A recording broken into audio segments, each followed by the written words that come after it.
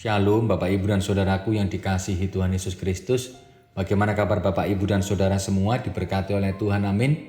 Puji Tuhan, kita tetap diberkati oleh Tuhan. Firman Tuhan dalam program resiran hari ini terambil dari Yakobus pasal yang kedua ayat yang ke-12. Demikian firman Tuhan.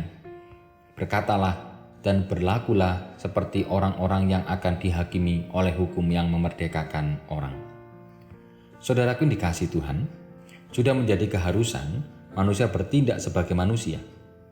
Harapannya adalah dengan menjaga hidup sebagai manusia, maka dirinya benar-benar adalah manusia. Dalam ukuran lumrahnya manusia akan menjaga supaya kebaikan sebagai manusia selalu terlahir dalam kehidupan sehari-hari.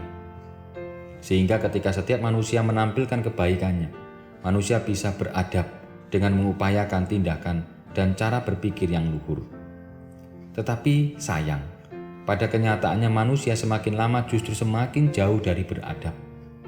Manusia yang ingin mengalami hidup baik justru menindas manusia yang lain, sehingga kebaikan yang didapatkannya adalah hasil dari menindas orang lain.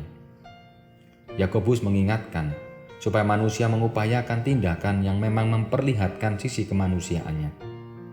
Manusia yang dapat berlaku demikian tentunya akan berusaha untuk memperlakukan manusia yang lain sebagaimana manusia seperti dirinya sendiri. Orang yang miskin harus diperhatikan, hidupnya harus dibuat menjadi sejajar dengan manusia yang bernasib lebih baik. Dengan bertindak mensejajarkan orang lain, manusia sebenarnya sedang menolong dirinya sendiri.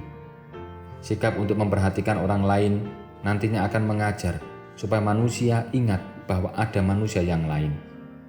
Dan bagi manusia yang senantiasa ingat bahwa dirinya manusia, maka dia akan belajar memperlakukan manusia yang lain sebagai manusia. Tindakan ini akan menjadi lebih mengena ketika ditujukan kepada orang yang dianggap lebih rendah menurut pandangannya sendiri. Sikap ini juga diajarkan oleh Tuhan Yesus bagi mereka yang dianggap lebih rendah strata hidupnya. Seorang perempuan dari Sirofenisia yang dianggap rendah oleh orang Israel justru mendapat pertolongan dari Tuhan. Kisah ini bukan sekedar menceritakan tentang bagaimana mujizat penyembuhan terjadi, tetapi di sana juga terkandung pemihaan Tuhan Yesus kepada orang-orang yang membutuhkan. Tuhan memihak saya dan saudara. Ketika kita berdosa pun, Tuhan ada dan Tuhan mengambil alih dosa kita dan Ia memerdekakan kita.